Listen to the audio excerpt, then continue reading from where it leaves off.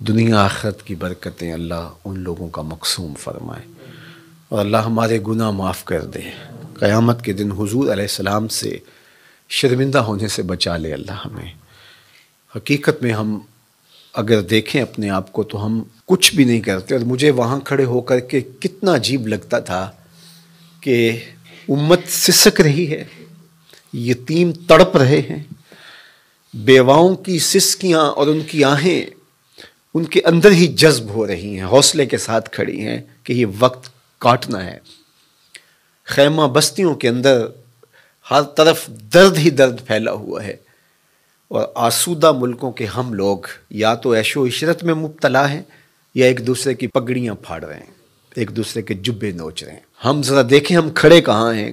کیا یہ منہ حضور کی بارگاہ میں لے کے ہم پیش ہونے کے قابل ہیں کہ حضور کی امت پہ ابتلائیں ہوں، آزمائشیں ہوں، انسانیت تڑپ تڑپ کے دم توڑ رہی ہو، اور ہم نان ایشوز کو اٹھائیں اور پھر اس پر ہم مناظروں کا ایک ماحول پیدا کر دیں، اور اس امت کو ٹکڑے ٹکڑے کرنے کے عمل میں ہم معاون اور ممد ہو جائیں، اس کو ہم خدمت دین سمجھیں۔ کاش کہ ان کا درد ہم سمجھ لیں۔ اور اس کے علاوہ آپ اپنے اطراف میں دیکھیں تو کیسی کیسی زندگیاں لوگ کاٹ رہے ہیں، یہاں تھر کے اندر انسانیت کس طرح سسک رہی ہے۔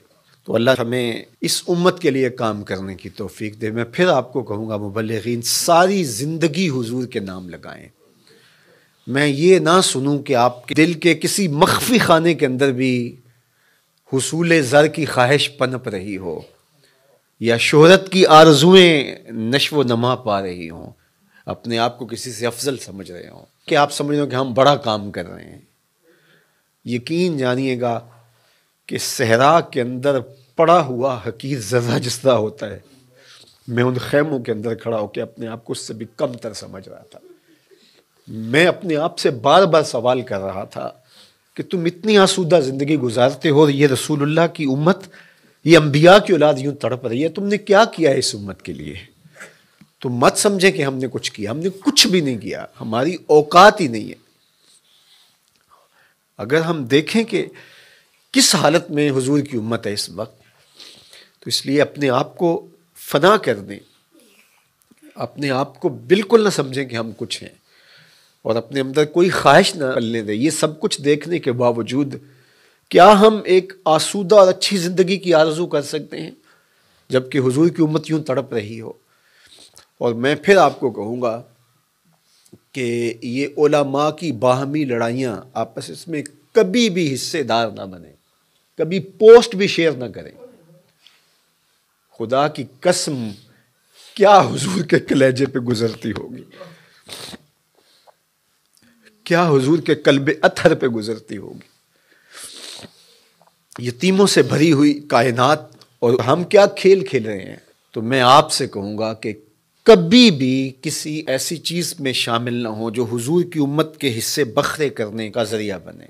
امت بنے، امت بننے کی کوشش کریں، اور حضور کی امت سے پیار کریں۔ جو بھٹک گئے ہیں ان کو راہ راست پہ لانے کی کوشش کریں۔